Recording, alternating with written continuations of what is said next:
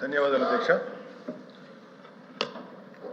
అక్రమ వలసదారుల వలన మన రాష్ట్రంలో ప్రజా భద్రతకు ప్రమాదాలు వాటిల్లే అవకాశాలు ఉన్నాయి. అలాగే టెర్రరిజం లాంటి పరిస్థితులు కూడా తలెత్తే అవకాశం ఉంది అధ్యక్ష. ఇటీవల తూర్పుగోదావరి జిల్లా కొవ్వూరు మండలం పంగిడి గ్రామంలో పోలీసులు వాహనాలు తనిఖీ చేస్తుండగా ఉత్తరప్రదేశ్ చెందిన ఒక వ్యక్తి దగ్గర 15 రౌండ్ల తుపాకీ బుల్లెట్లు స్వాధీనం చేసుకొని అతను అరెస్ట్ చేశారు. ఈ ఘటన మన సెక్యూరిటీ ల్యాప్సెస్ని సూచిస్తుంది. గుర్తు తెలియని ఎంతోమంది రాష్ట్రంలో ప్రవేశించి సెటిల్మెంట్స్ ఏర్పాటు చేసుకుంటున్నారన్న సమాచారం పలు నివేదికల్లో కనిపిస్తుంది. రోహింగ్యా, బంగ్లాదేశ్ లాంటి చోట్ల నుంచి అక్రమ వలసదారులు 2017 నుంచి 18 నుంచి మన రాష్ట్రానికి వస్తున్నారనే రిపోర్ట్స్ ఉన్నాయి. ఇప్పుడే శ్రీ రాంభూపాల్ రెడ్డి గారి తోటి సోదరి ఎమ్మెల్సీ గారు చెప్పిన విషయం, కడప, రాయచోటి, మదనపల్లి లాంటి ఊర్లలో కూడా కొన్ని బేకరీస్లో కానీ కొన్ని హోటల్స్లో కానీ ఈ అక్రమ వలసదారులు పనిచేస్తున్నారని తెలుస్తుంది అధ్యక్ష.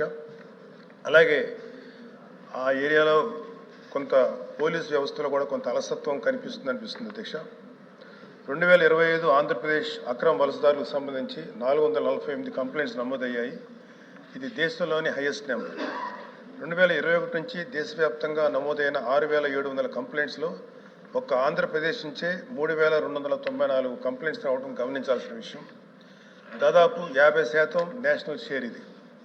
ఈ ఫిగర్స్ని గమనిస్తే అక్రమ వలసదారులకు మన రాష్ట్రం ఒక మేజర్ హాట్స్పాట్గా మారుతుందనే అనుమానం కలుగుతుంది.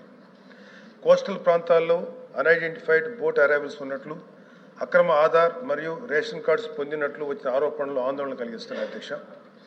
కంప్లైంట్స్, డేటాబేస్, ఇన్సిడెంట్స్, ఈ ప్యాటర్న్ అంతా కలిపి చూస్తే అక్రమ వలసదారుల చొరబాటు యథేచ్ఛగా పెరుగుతున్నట్టుగా కనిపిస్తుంది. అక్రమ వలసదారుల అంశాన్ని కేవలం ఒక శరణార్థుల ఇష్యూగా చూడలేం.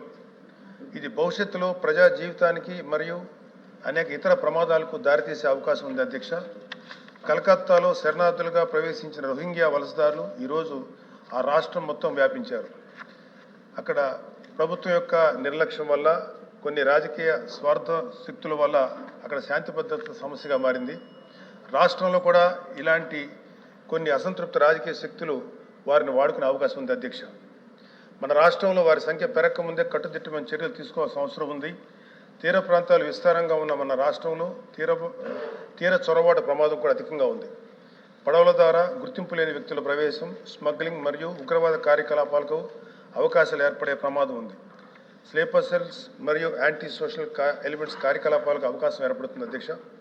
అక్రమ వలసదారుల ద్వారా హవాలా, అక్రమ ఆయుధాలు సరఫరా జరిగే ప్రమాదం కూడా ఉంది. రాష్ట్రంలో ఉన్న critical infrastructure, bridges, ports, gas projects వంటి కీలక ఆస్తులపై సెక్యూరిటీ రిస్క్ ఏర్పడే అవకాశం ఉంది.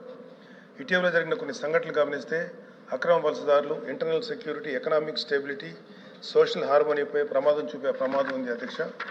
మా కొన్ని సూచనలు అధ్యక్ష, ఇప్పుడు అనిత గారు చెప్పినట్లు బయోమెట్రిక్ వెరిఫికేషన్ డ్రైవ్ ద్వారా నాన్ లోకల్స్ని గుర్తించాలి.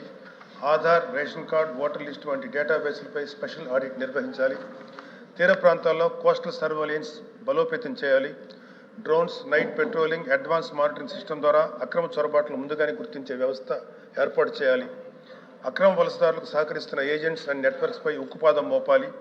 ఇతర రాష్ట్రాలు, కేంద్ర సంస్థలతో రియల్ టైమ్ ఇంటెలిజెన్స్ షేరింగ్ వ్యవస్థను బలోపేతం చేయాలి. ప్రైవేట్ ట్రావెల్స్, బస్సెస్, ట్రైన్స్లో ప్రత్యేక తనిఖీలు నిర్వహించి అనుమానాస్పద వ్యక్తుల యొక్క కదలికలను గుర్తించాలి. Local house owners, shop owners కొత్త వ్యక్తులకు అద్దెకిస్తున్నప్పుడు వారి పూర్తి వివరాలను తప్పకుండా స్థానిక పోలీసులకు తెలియజేసే విధానాన్ని కఠినంగా అమలు చేయాలి. Police and revenue departments joint verification ఏర్పాటు చేయాలి. ప్రజలు సమాచారం ఇవ్వడానికి ప్రత్యేక toll free help line number ఏర్పాటు చేయాలి. అనుమానాస్పద కార్యకలాపాలపై సమాచారం ఇచ్చే వారికి భద్రత కల్పించాలి. ప్రభుత్వం ఈ అంశంపై కార్యాచరణ రూపొందించడం ద్వారా అక్రమ వలసదారులను మనం సమర్థవంతంగా నియంత్రించగలుగుతాం అధ్యక్ష. Thank you.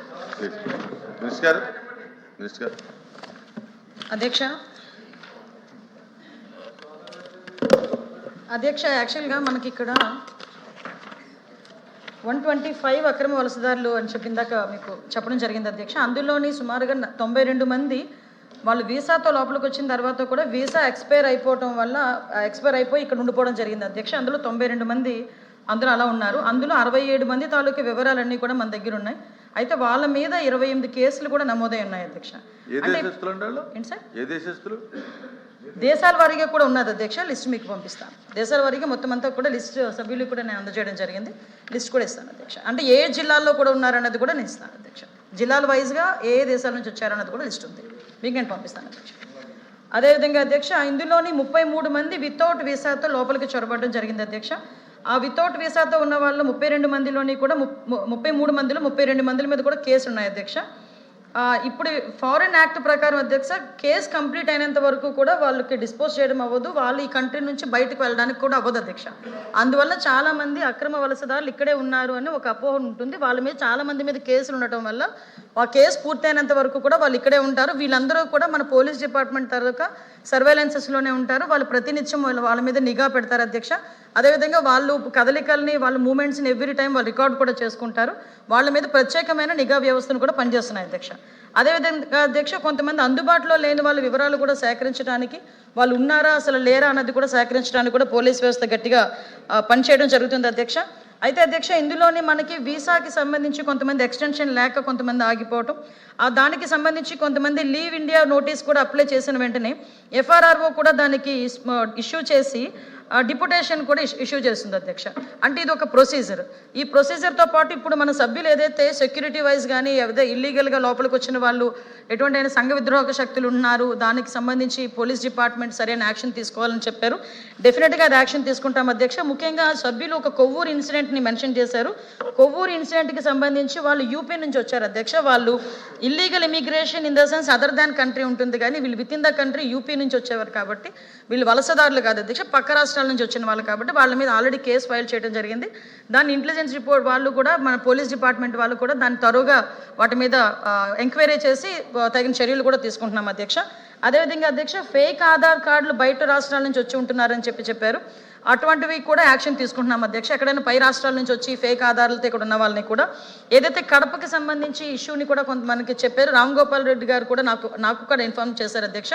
దాని మీద కూడా డిపార్ట్మెంట్ వాళ్ళని అలర్ట్ చేయడం జరిగింది. ఒకసారి వాళ్ళ మీద కూడా ఒకసారి ఎంక్వైరీ చేసుకుని చేస్తాం అధ్యక్ష. అదేవిధంగా అధ్యక్ష, మ్యాక్సిమం మీకు ఇందాక కూడా చెప్పాను అధ్యక్ష, ఈ నైబర్ ప్రోగ్రామ్స్కి కూడా ఒకసారి అంటే ఈ వెరిఫికేషన్స్ కూడా మ్యాక్సిమం అర్బన్ ఏరియాలోని కూడా అధ్యక్ష ఈ టెనెంట్ వెరిఫికేషన్ కూడా ఏర్పాటు చేయడం జరుగుతుంది అధ్యక్ష. ఎక్కడైనా రెగ్యులర్గా ఈ లాడ్జెస్ తనిఖీ చేయటం, అదేవిధంగా వాళ్ళు ఎక్కడైనా మూమెంట్ ఉంటే కనుక పబ్లిక్ నుంచి కూడా 112కి మ్యాక్సిమం రిపోర్ట్ చేయమని కూడా చెప్తున్నాం. ఈ 112కి వచ్చిన సభ్యుల వివరాలు కూడా గోప్యంగా ఉంచడం జరుగుతుంది అధ్యక్ష.